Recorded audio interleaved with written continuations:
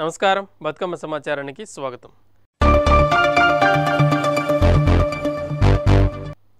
కౌడపల్లిలో గత 10 రోజుల క్రిందట శిశువును విక్రయం జరపగా పోలీసుల సహకారంతో శిశువును స్వాధీనం చేసుకొని సంగారెడ్డి శిశు సంరక్షణకు సిడిపిఓ ఆధ్వర్యంలో మంగళవారం నాడు తరలించారు.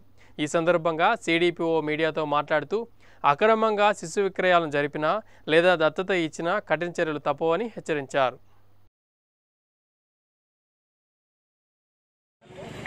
నర్సాపూర్ ప్రాజెక్ట్ సిడిపిఓ నుండి ఈరోజు కౌడపల్లి లోకల్లో మనకి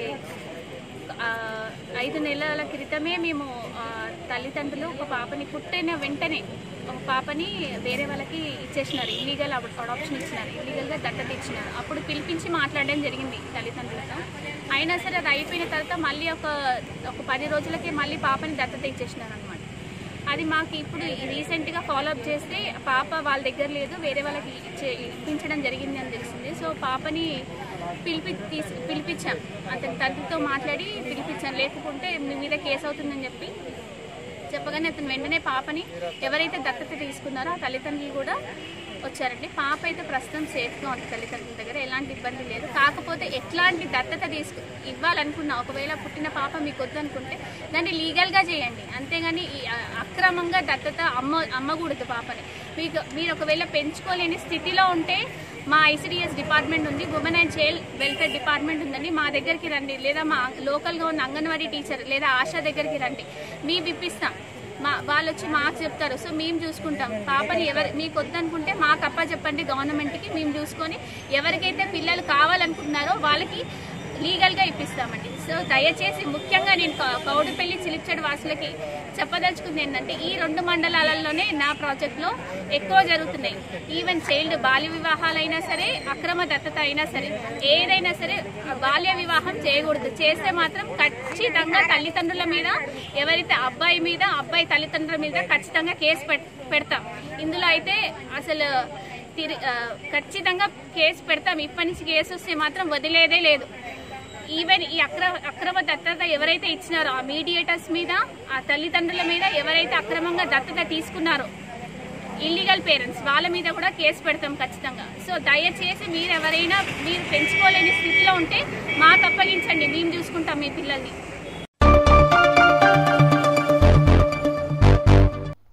శ్రీశైలం నుంచి రోజుకు 8 టీఎంసీల నీటిని తరలించేలా ఈ నెల 5వ తేదీన ఆంధ్రప్రదేశ్ ప్రభుత్వం జీవో 203ను విడుదల చేసిందని ఇరిగేషన్ శాఖ ముఖ్య కార్యదర్శి రజత్ కుమార్ తెలిపారు. సంగమేశ్వర పాయింట్ నుంచి 3 టీఎంసీలు, పోతిరెడ్డిపాడు నుంచి 88,000 క్యూసెక్ల నీటిని తరలించాలని జీవోలో పేర్కొన్నట్లుగా రజత్ కుమార్ తెలిపారు. మొత్తం 8 టీఎంసీలకు ప్రపోజల్ పెట్టారు. ఏపీ ప్రభుత్వం కొత్తగా తలపెట్టిన ప్రాజెక్టు వల్ల తాగు, సాగునీటికి కృష్ణా బేసిన్లోని ప్రాజెక్టుకు ఇబ్బంది కలుగుతుందని పేర్కొన్నారు. వాళ్ళు శ్రీశైలం 4 షోర్స్ నుండి వాటర్ టు దేర్ స్టేట్ తీసుకెళ్ళడానికి ప్రపోజల్ పెట్టారు. This proposal around 6,900 crores GO ఉంది ఎస్టిమేటెడ్ కాస్ట్. దీంట్లో 3-4 ఎలిమెంట్స్ ఉన్నాయి. ఒకటి 3 టీఎంసీ వాటర్ లిఫ్టింగ్ ప్రపోజ్ చేశారు. సంగమేశ్వర పాయింట్ నుండి అక్కడ 4 కిలోమీటర్ లిఫ్టింగ్ చేస్తారు, 3 టీఎంసీ వాటర్. తర్వాత పోతిరెడ్డిపాడు హెడ్ రెగ్యులేటర్ కెపాసిటీ ప్రస్తుతం 44,000 క్యూసెక్స్ ఉంది, దానికి 80,000 క్యూసెక్స్ పెంచడానికి ప్రపోజల్ ఉంది. అండ్ కాంప్లిమెంటరీ వర్క్స్ అంటే కెనాల్స్ కెపాసిటీ పెంచడానికి కూడా ఉంది, lining the canals, so that ఈ enhanced capacity of water can be taken out. So టోటల్గా ప్రస్తుతం అంటే దాదాపు 3 టీఎంసీ పెంచుతున్నారు. ప్రస్తుతం అంటే అరౌండ్ 5 టీఎంసీ 4.8, 4.7 ఉంది, 8 టీఎంసీకి ప్రపోజల్ ఉంది. దిస్ స్ట్రాంగ్లీ తెలంగాణ గవర్నమెంట్ దీనికి అబ్జెక్ట్ చేస్తున్నారు. అంటే we have the honourable chief minister గారు ఫుల్ ఒక డిస్కషన్ డీటెయిల్గా జరిగింది, అన్ని యాంగిల్స్ కన్సిడర్ చేస్తూ. మెయిన్గా ఈ ప్రాజెక్ట్ వలన మనకు కమిటెడ్ ఆయకట్స్కి, డ్రింకింగ్ వాటర్కి అండ్ ఈవెన్ ఫర్దర్ కృష్ణా బేసిన్లో మనకు already ongoing agreed to ప్రాజెక్ట్స్కి కూడా నష్టం ఉంటుంది. కాబట్టి this is not acceptable to us. దీని మీద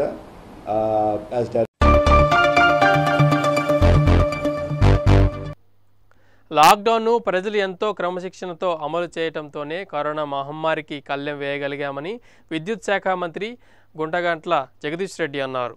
సూర్యాపేటలో కూరగాయల మార్కెట్ను మంత్రి ప్రారంభించి ప్రైవేట్ కార్ డ్రైవర్లకు నిత్యావసర వస్తువులు పంపిణీ చేశారు. అనంతరం మంత్రి మాట్లాడుతూ కష్టకాలంలో పేదలపై మానవత్వం చాటుకున్న దాతలు, స్వచ్ఛంద సంస్థలకు మంత్రి కృతజ్ఞతలు తెలిపారు. ఇదే స్ఫూర్తితో అందరం కలిసికట్టుగా ముందుకు వెళ్తూ కరోనాను నివారిద్దామని ప్రజలకు పిలుపునిచ్చారు. అన్ని సూచనలు కూడా పాటించి లాక్డౌన్ నిబంధనల్ని సరైన పద్ధతుల్లో పాటించడం ద్వారా ఈ విజయాన్ని సాధించగలిగింది. ఇదే పద్ధతుల్లో ప్రభుత్వ యంత్రాంగానికి ప్రజలు సహకరించి ఇక ఇప్పుడు లాక్డౌన్ అయిపోయింది, ఓపెన్ అయిపోయింది, జోన్లు మారిపోయినాయి అని చెప్పి మళ్ళీ అడ్డగూరుగా వెళ్లకుండా భౌతిక దూరాన్ని పాటించడంలో ఎట్టి పరిస్థితుల్లో కూడా నిబంధనలు అతిక్రమించకండి. ప్రతి క్షణం జాగ్రత్తగానే ఉండండి. కరోనా మన వెంటనే ఉన్నది, మనకు 3 ఫీట్ల దూరంలోనే ఉంది అనే విషయాన్ని ఎప్పుడు కూడా ఎవరు కూడా మర్చిపోరు.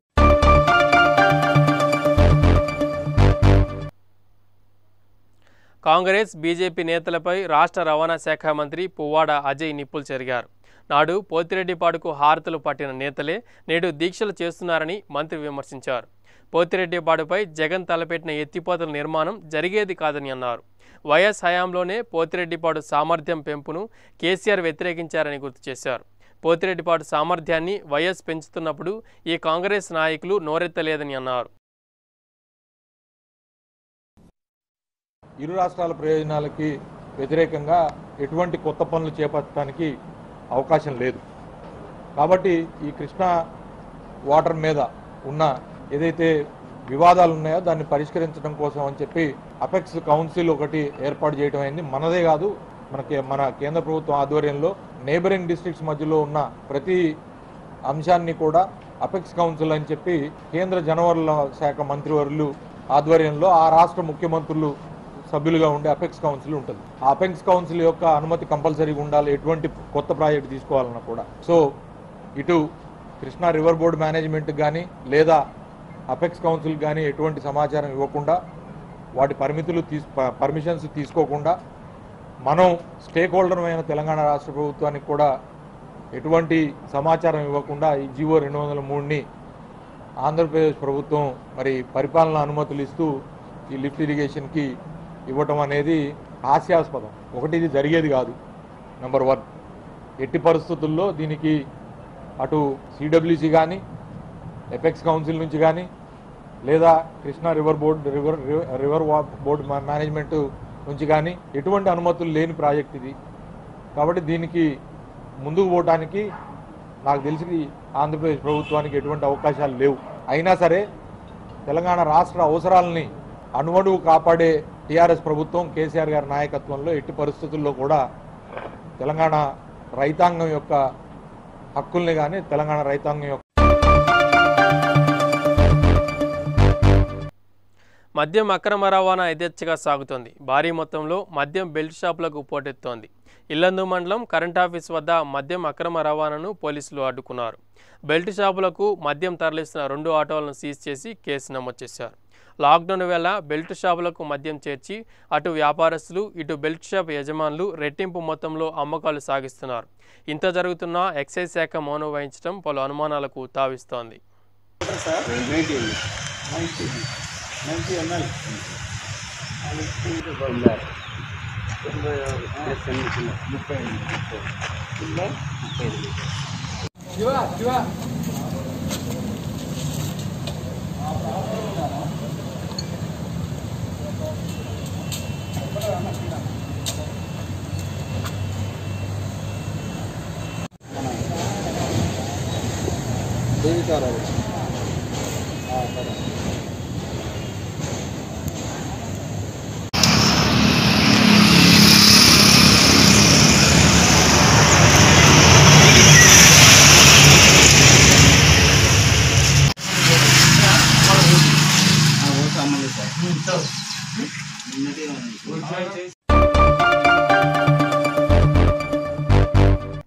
పోతిరెడ్డిపాడు విషయంలో ఏపీ ప్రభుత్వం జారీ చేసిన జీవో ఇప్పుడు ఏపీ తెలంగాణ మధ్య జల జగడకి ఆజ్యం పోసింది.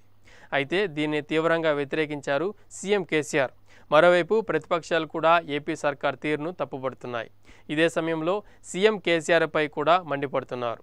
పోతిరెడ్డిపాడు విస్తరణ జరిగితే సీఎం కేసీఆర్ రాజీనామా చేయాలని డిమాండ్ చేశారు పీసీసీ చీఫ్ ఉత్తమ్ కుమార్ రెడ్డి. పోతిరెడ్డిపాడుపై నిర్వహించిన అఖిలపక్ష సమావేశంలో పాల్గొన్న ఆయన ఈ సందర్భంగా మాట్లాడారు. కాంగ్రెస్ పార్టీ డిమాండ్ చేస్తుంది. ఇది పూర్తిగా తెలంగాణ రైతాంగానికి, తెలంగాణ వ్యవసాయానికి గొడ్డలి పెట్టు లాంటిది. ఇంత పెద్ద నష్టం మరి మీ అసమర్థతనా, మీ నిర్లక్ష్యమా, మరొకటా? మీరు జగన్మోహన్ రెడ్డి చేసుకుంటున్న మ్యాచ్ ఫిక్సింగ్ మాకు తెలియదు. కానీ పోతిరెడ్డి ప్రాజెక్టు విస్తరణ పనులు మొదలైన రోజు మీరు నైతిక బాధ్యత వహించి ముఖ్యమంత్రి పదవికి కేసీఆర్ రాజీనామా చేయాలని చెప్పి తెలంగాణ కాంగ్రెస్ పార్టీ డిమాండ్ చేస్తుంది. పోతిరెడ్డిపాడు విషయంలో అసలు నిర్గాంతపోయే విషయం, ఆంధ్రప్రదేశ్ రాష్ట్రం విభజించబడ్డది నీళ్లలో అన్యాయం జరుగుతుందని ఇప్పుడు పెద్ద పెద్ద పదవుల్లో ఉన్న వాళ్ళు గొంతు చించుకొని ఆనాడు మాట్లాడినరు. నీటిని దొంగతనం చేస్తున్నది. మరి ఈ రోజు అత్యంత కీలకమైన మరి నీరు విషయంలో మీ అసమర్థత, మీ చేతగానితనం, మీ ముందు చూపు లేకపోవడం, కుమ్మకు కావడం వల్ల తెలంగాణ రాష్ట్రానికి అన్యాయం జరిగితే మాత్రం కేసీఆర్ గారు తెలంగాణ చరిత్రలో మీ ఒక చరిత్రహీనుడిగా మీరు నిలబడిపోతారని చెప్పి నేను మనం చేస్తున్నాం. మీరు ముఖ్యమంత్రిగా ఉంటూ తెలంగాణ రాష్ట్రానికి ఏ అంశం మీద అయితే రాష్ట్రం ఏర్పడ్డదో ఆ అంశం మీద తెలంగాణ ప్రజలు మోసపోతే మాత్రం ఇక మీరు ముఖ్యమంత్రిగా కొనసాగే అవకాశం మీకు ఉండదని చెప్పి నేను మనం చేస్తున్నాం. మిత్రులారా, నేను గత 5-6 నెలల నుంచి కొన్ని విషయాలని మనం గమనిస్తున్నాం. జగన్మోహన్ రెడ్డి మాట్లాడుతూనే ఉన్నాడు, కేసీఆర్ నోరు మీద పడు. జగన్మోహన్ రెడ్డి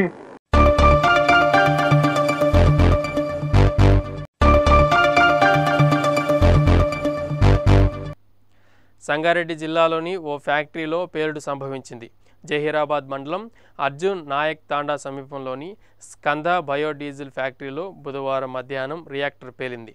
దీంతో 2 కార్మికులు అక్కడికక్కడే మృతి చెందారు. మరికొంతమంది ఉద్యోగులు గాయపడ్డారు. పేలుడు కారణంగా పెద్ద ఎత్తున మంటలు ఎగిసిపడటంతో ఫైర్ ఇంజిన్ సిబ్బంది వెంటనే అక్కడకు చేరుకొని సహాయ చర్యలు చేపట్టారు. గాయపడిన వారిని హుటాహుటిన ఆసుపత్రికి తరలించారు. సంగారెడ్డి జిల్లాలోని ఓ ఫ్యాక్టరీలో పేలుడు సంభవించింది.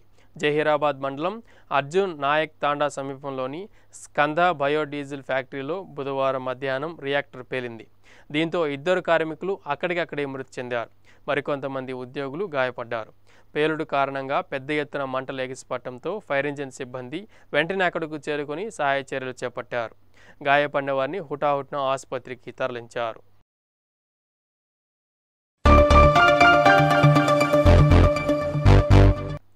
కేంద్ర మంత్రి నిర్మలా సీతారామన్ మీడియా ముందుకు వచ్చారు. కరోనా కష్టకాలంలో ఆత్మనిర్భర భారత్ పేరుతో ప్రధాని మోదీ ప్రకటించిన 20 లక్షల కోట్ల ప్యాకేజ్ వివరాలను వెల్లడించారు. And you heard the Prime Minister clearly say that this is going to be resting on 5 important pillars. 5 important pillars: the economy, infrastructure, technology-driven systems, demography, and demand. So if these are the 5 pillars on which we are trying to build Atmanirbhar Bharat, the focus obviously will be what can be defined as the factors of production in today's language. Factors of production, all of us know that we've been hearing it: land, labor, capital, and enterprise. Today, we recast it, say it the same way, but then essentially referring to the very same factors of production, but in this Atmanirbhar Bharat, our focus therefore would be on those factors of production which are land, labor, liquidity, and law. So essentially it addresses issues of ease of doing businesses, ease of doing compliance and regulations being due diligence observed, and so on.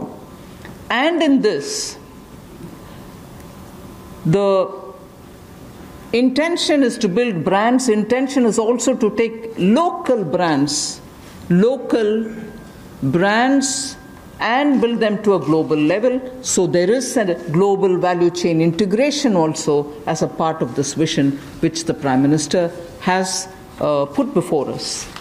Certainly when he says Atmanirbhar Bharat, it is not to look inwards and cut India to become an isolationist country. It certainly talks about a confident India which can rest on its strengths and also be able to contribute to the globe. The way in which the Prime Minister rightly pointed out, the production of PPE and masks and also ventilators to an extent has rapidly grown within these 40 days. We have the capability, we have the enterprise to build such capabilities and help the world. రాష్ట్రంలో రాగల 3 రోజుల వరకు వర్షాలు కురిసే అవకాశం ఉన్నట్లుగా వాతావరణ శాఖ సూచనలు చేసింది. రాష్ట్రంలో అక్కడక్కడ తేలికపాటి నుంచి మోస్తరు వర్షాలు కురిసే అవకాశం ఉన్నట్లుగా తెలిపింది. రేపు ఎల్లుండి అక్కడక్కడ ఈదురుగాలులతో తేలికపాటి నుంచి మోస్తరు వర్షాలు కురిసే అవకాశం ఉన్నట్లుగా వాతావరణ శాఖ వెల్లడించింది. రాష్ట్రంలో ఓవైపు వర్షంతో పాటు 2 రోజుల పాటు అక్కడక్కడ 40 నుంచి 43 డిగ్రీల గరిష్ట ఉష్ణోగ్రత నమోదయ్యే అవకాశాలు ఉన్నట్లుగా తెలిపింది. దీంతో రాష్ట్రంలో కొన్ని చోట్ల వానలు, మరికొన్ని చోట్ల వేడి ప్రతాపం చూపనున్నాయి. రాష్ట్రంలో చాలా చోట్ల రైతులు తమ ధాన్యం అమ్మడానికి మార్కెట్కు తీసుకువెళ్లారు. మరికొంతమంది రైతులు పొలాల్లో ధాన్యాన్ని ఆరబోశారు. ఇటువంటి వారు ముందస్తు జాగ్రత్తలు తీసుకోవటం ఉత్తమం.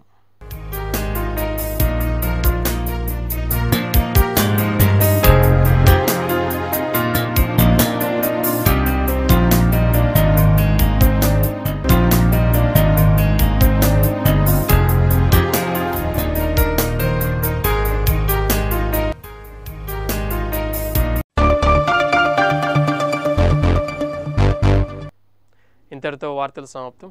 నమస్కారం.